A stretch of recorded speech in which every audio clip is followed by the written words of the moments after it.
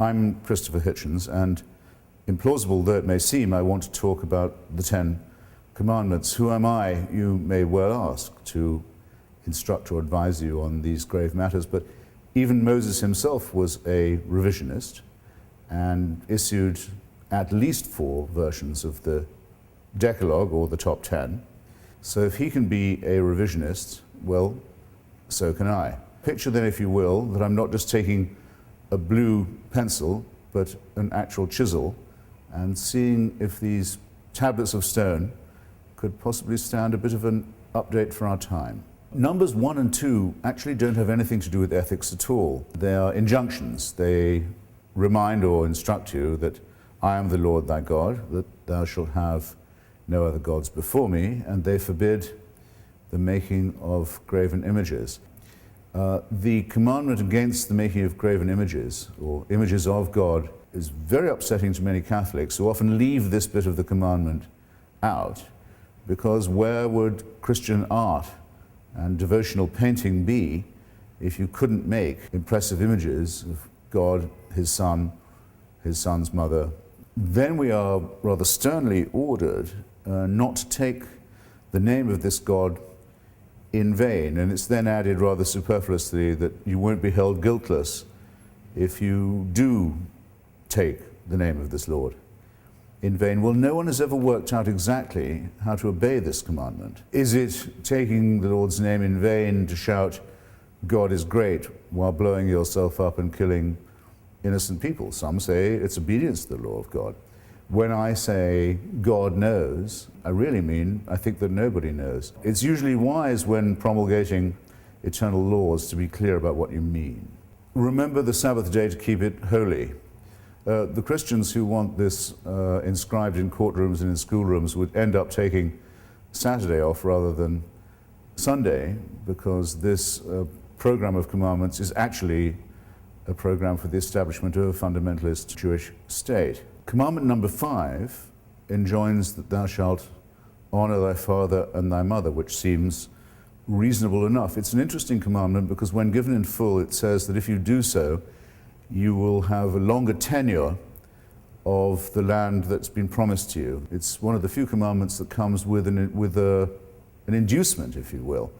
It even seems to suggest that you should honor your father and mother because you expect a legacy from them. Number 6, thou shalt not kill. Almost immediately after the events at Sinai and the delivery of these instructions by God from the top of the mountain, Moses orders all his supporters to draw their swords and kill all their friends and brothers for their profanity. Number 7, thou shalt not commit adultery. The Turkish government, an Islamic party, recently tried to make this actual law in Turkey itself, but failed. It's difficult to see why this well-known offense should be classified with murder and theft and perjury. Usually the punishment for those who commit it is what you might call self-inflicted. Commandment number 8, thou shalt not steal. Very little to quarrel with here. We don't know of any society that has a commandment saying it's okay to steal, or a social custom that allows it. Then we arrive at a moment of comparatively rare nuance and sophistication. Thou shalt not bear false witness against thy neighbor. The idea of convicting someone who is innocent by bearing false testimony against them is and should be shocking to the entire human conscience. So this is not only one of the finest of the commandments, maybe the finest, but in its stress on the not and the false witness against, it shows a very rare and careful sense of the balance and scruple that's required for judgment and justice. The last of, at least this version of the Ten Commandments, is also sometimes famous by its number, number 10. It forbids the coveting of your neighbor's or thy neighbor's goods, these to include his ox, his ass, his wife. I think there may be 3 thinkable objections here. First and most obvious, it considers the female of the human species to be equivalent to the chattel. Second, by way of objection, it's the only commandment that punishes thought. Here you're not forbidden to do anything.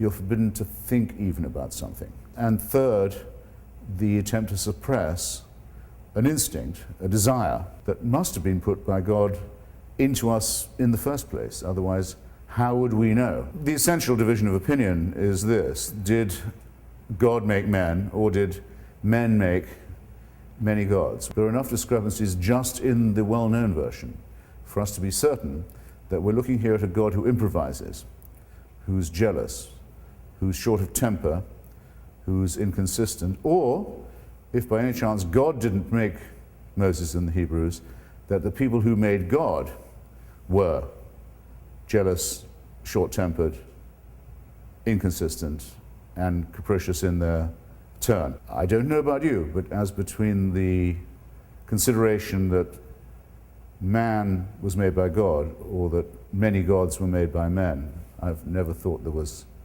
much doubt as to which was the correct version. How might a Decalogue look if it was written for the 21st century?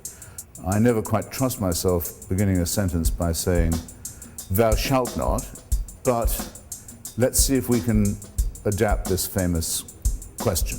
Number one, do not condemn people on the basis of their ethnicity or their color. Number two, do not ever even think of using people as private property or as owned or as slaves. Three, despise those who use violence or the threat of it in sexual relations. Number four, hide your face and weep if you dare to harm a child. Number five, do not condemn people for their inborn nature. Why would God create so many homosexuals only in order to torture and destroy them? Number six, be aware that you too are an animal and dependent on the web of nature. Try and think and act accordingly. Number seven, don't imagine that you can escape judgment if you rob people with a false prospectus rather than with a knife. Number eight, turn off that fucking cell phone. You can have no idea how unimportant your call is to us. Number nine, denounce all jihadists and crusaders for what they are: psychopathic criminals with ugly delusions and terrible sexual repressions. Number 10, be willing to renounce any god or any faith if any holy commandments should contradict any of the above. In short, don't swallow your moral code in tablet form.